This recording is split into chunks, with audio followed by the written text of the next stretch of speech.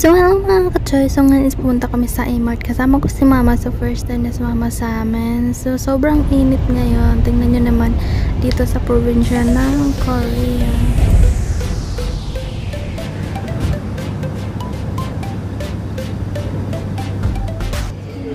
So, ayun naman. Nandito na kami. So, kaya naman escalator. So, yeah. So, papiliin ko na yung anong gusto niyang bilhin. Kasi hindi naman kami rich kid. Yeah. Kunti lang yung pili namin. Mostly yung food talaga. Food. So, meron ako pa lang nabiling tinapay. Tsaka yung mga nob.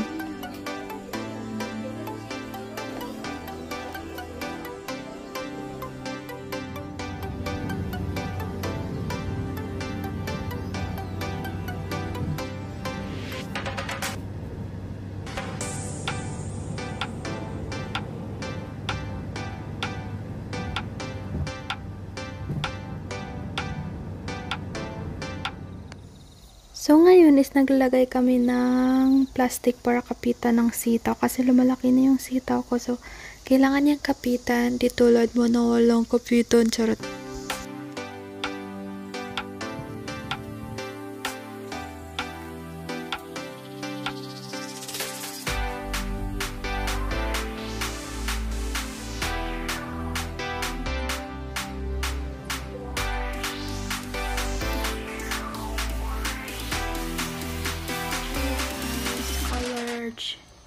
Color mocha. Yan, mocha brown. And this is the description. So let's open it.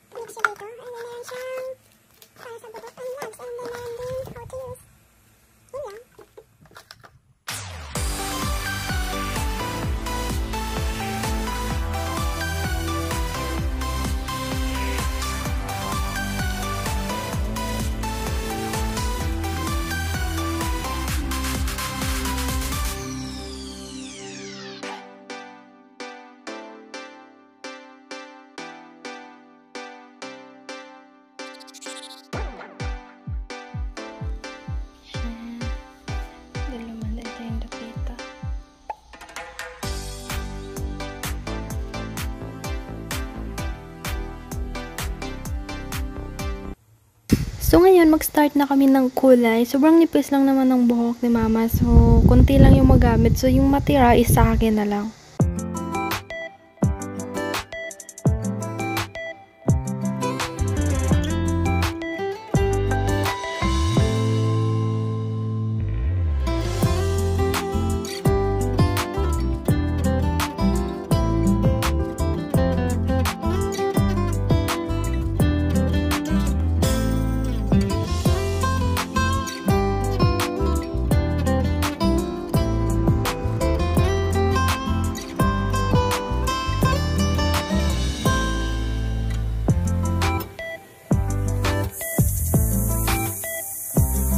So, first time niya mag-ondong dito kasi wala naman yan sa Pinas.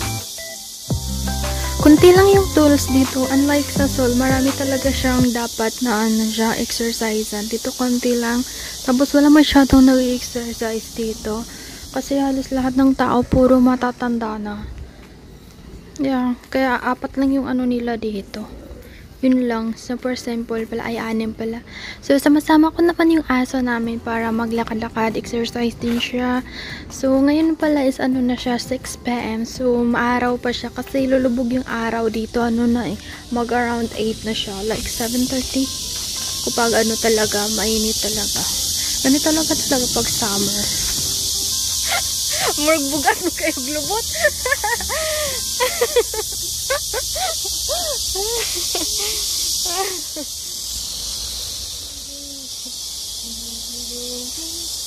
Ngayon naman, meron kaming tinulungan dito sa sa probinsya kasi naglakad-lakad kami kasi wala kaming ginagawa. Bali, nag-exercise lang kami. Tapos nakita namin yung isang halmoni, nag-harvest siya ng kanyang mga chili. So, medyo malaki-laki yung silihan niya. So, tinulungan namin siya. Buti na lang pumayag siya. Tapos, hindi naman kami nanghingi ng pera. Basta, tutulong talaga kami kasi naman, wala naman kaming ginagawa. Day lang.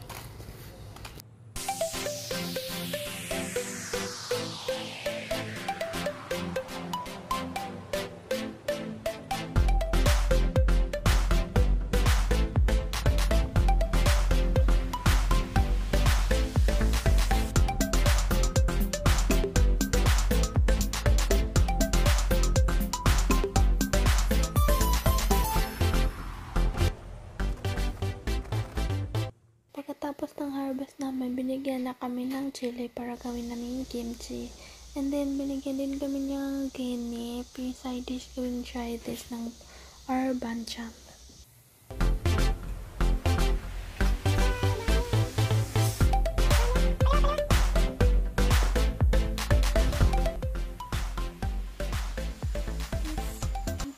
So, ngayon magluto muna ako ng ampalaya. So, sobrang mura lang ampalaya dito.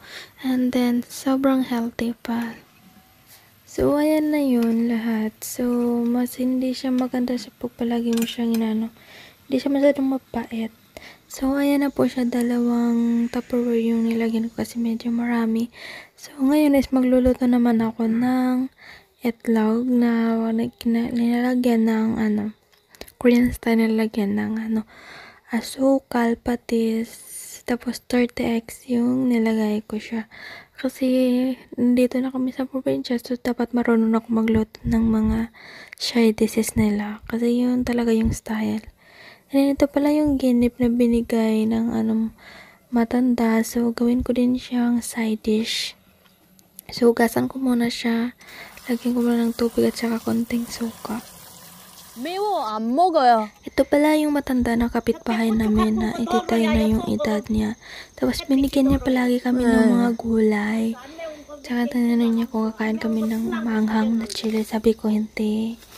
So, ayun, palagi niya kami binibigyan dito. Tapos sobrang lapit lang kasi ng bahay namin sa kanila. Tapos dalawa na lang din sila ng anak niya dun sa kabila. So, ayun na nga, kinuha na nga kami ng chili. Hindi lang yung chili yung tanim niya, marami din siyang mga tanim dito sa niya, paligid ng bahay.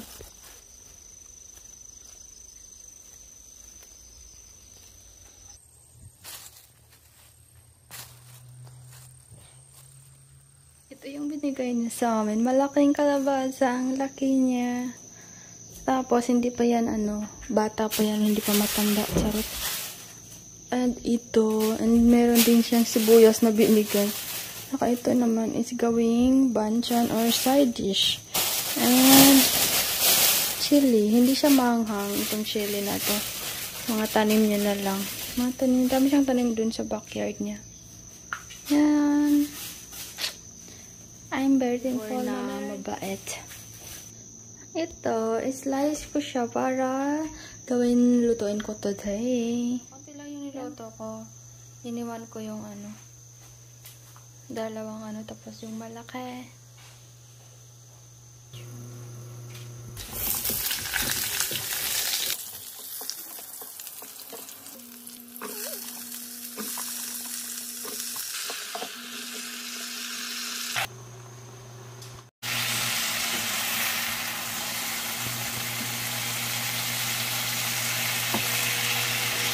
So, ito na yung dinner namin.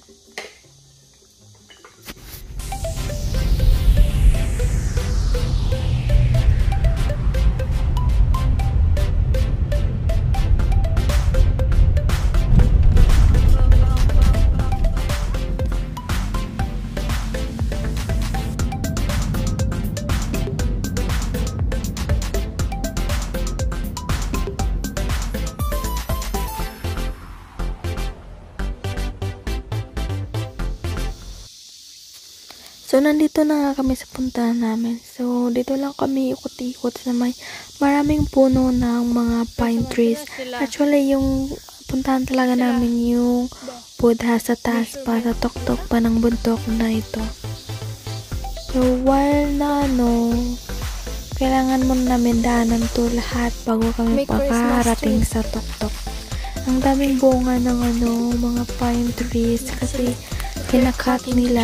Ayan meron po ang sasakyan kasi pinuputol nila, ina-arrange nila yung mga puno.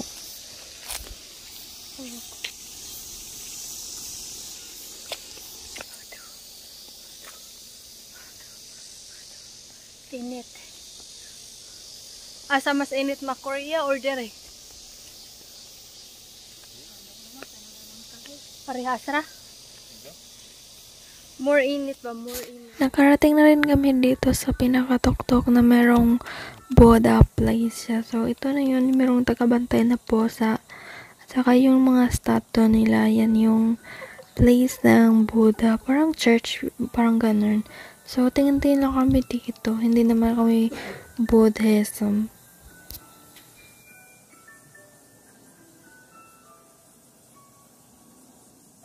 Ayan yung kangkong ko. Ayan na sila.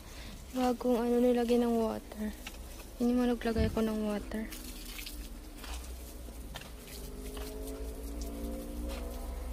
Mga saluyot. Saka sibuyas. Chinray ko lang yan yung sibuyas. Nabuhay naman pala siya. Sana lalago yan. Ito naman is meron akong Baguio bean at saka spring bean. Tapos meron ding pitcher doon. Hindi pa masyado kasi maliliit pa sila. So ngayon mga silvers ako ng aking kangkong. Kasi marami na siyang harvest ko. Galing sinigang, kamote, tsaka kangkong. So ngayon pupunta kami sa Philippine restaurant na malapit dito sa amin. So first time namin pumunta doon.